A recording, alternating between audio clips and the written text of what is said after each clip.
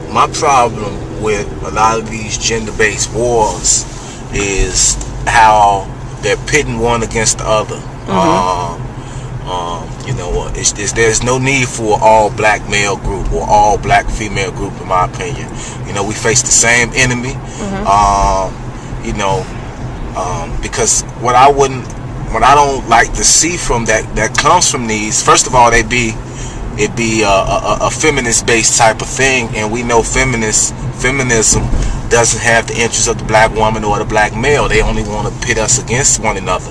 There's no need for, black male doesn't have a history of degrading our women, so that we'll need a feminist type of agenda amongst us. We have a history of Ma'at. This is for that. This is what history was based on, and this has been the height of civilization, in which women were given the most rights and unprecedented. Still ain't been matched today.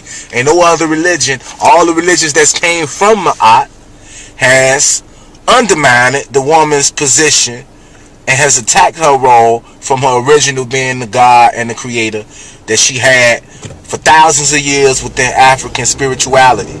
All the other religions that came after that has been attacking that legacy. Alright? So this is what we need to teach our people as far as about black women. We don't have a history to need that. When you look at the trajectory in terms of long term,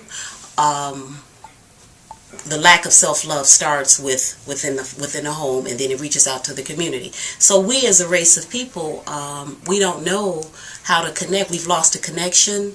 We're trying to get back to it, but we're using other examples of trying to connect with who we are as a people. And I think that's why our relationships are now torn and disconnected, because our idea of self-love is maybe based on someone else's image of what it means to really love yourself. Do I have to wear makeup? A woman has a right to wear makeup. She wants to look better. We can't always say it's because it's a white thing. Women like to wear makeup. They want to look good.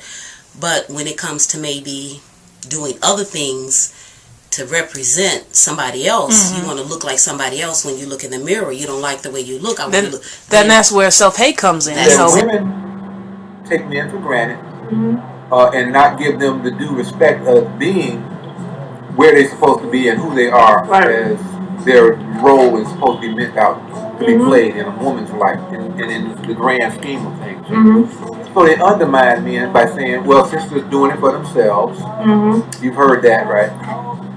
You've heard all types of things that a man can't do nothing for me that I can't do for myself.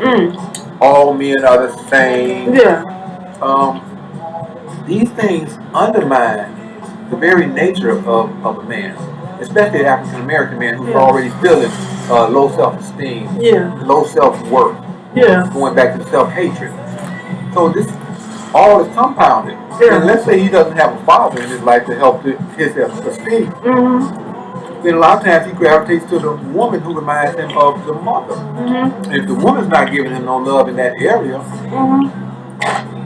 again, go back, it's going to push him more to the side of self-hatred. It takes a man to realize his role, and he has to check his ego himself. He has to realize what he can and can't do, what he can and can't obtain, and what life presents to him, and what he's able to do with it. And without a woman to help guide him there, it takes a black woman to shape a good black man, but it also takes a black man to know his responsibility and his role in society to wanna take that role on. It takes a strong, smart man, not just necessarily a black man. It takes a strong, smart man to realize your worth, because a lot of men don't realize their worth either. You have to realize once you lay down with a woman, it's like that's the greatest gift you can give anybody. Is giving somebody yourself. So it takes a strong black man to know what he has and his abilities to and what to do with it. And it also takes a strong black woman to know what she has and how to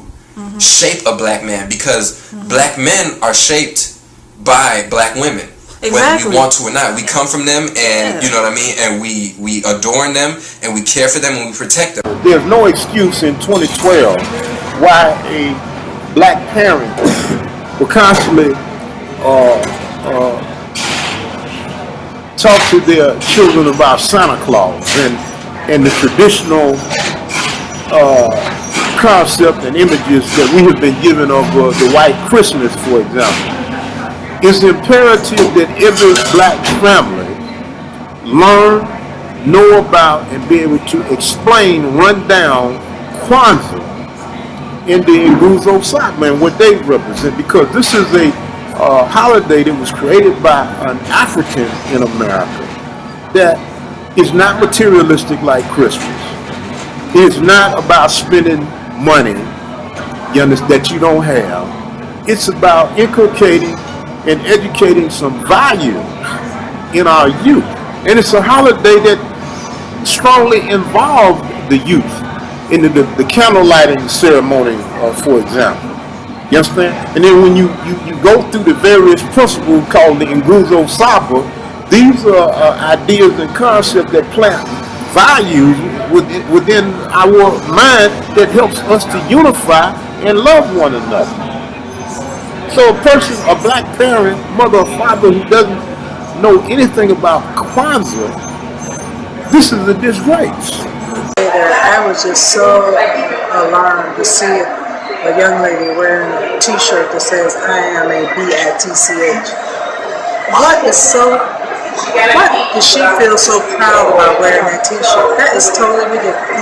I have a t-shirt that says, "I am a queen," and I will not expect anything but queenly manners from you. So we have to elevate ourselves up to say that you're not powerful because you wore that t-shirt that says you're a BITCH. You're powerful because you have respect, and you demand respect. So I want them to look up to being respectful, and that way they won't treat their children so bad. Some of them will be jerking their children and cursing them out. That's not the type of term to use for your children. I had one gentleman who emailed me, and he said that if anyone told his child to follow Jesus, he would tell the child to tell them F-U-C-K and walk away. I had to email him back. I said, no. I know this is a very touchy subject, but we don't need to teach our children profanity. There's so many verbs we can use to let somebody know how we really feel. And not use profanity. You want your child to go around saying that for real. So we have to keep on getting that across to people. If you have a real strong opinion, you can say it without cursing. You can say it. And be a colorful person by figuring out a way to say it without cursing. And you'll be respected more. Look how he told that man off and he didn't even curse. You know, or look how she told him off and she didn't even curse. You know, so that's something to be looked up to. Look how the person can really express their feelings. We don't want to be thought of as, oh, and then there's them, as a byproduct of something else, you know, because of what we've done to this, what we've created in this world is so rich, going back, you know, millions of years, not millions, but thousands and thousands of years. I think if we took a return back to those images, to see them for what they are, the ancient Egyptians who built this community, who built this world when Egypt was black, I think if we, you know, had a return to that education, understanding that America, in many parts of the world, they were going to Africa, black Africa, to learn what they needed to learn, when parts of black Africa was the center of learning. I think if it started there in the home, and especially in the schools, if black people really, really, really took a look just at learning about that part of their history, going back before we were slaves. Because personally, when I was growing up, I didn't know anything about ancient Egyptians in terms of black Africa, black Egypt. I didn't know anything about that. I thought our life began as slaves. My mother used to say that, you know, no, we came from great people, but I didn't know it. She didn't have access to the books based on the environment she grew up in, but she knew somehow that we were more than what was given to us. This has never been taught the black males, the young black males. They think that also being a man means how long your private part is, how many inches This is the wrong concept, and we have failed to rise above those false stereotypical concepts.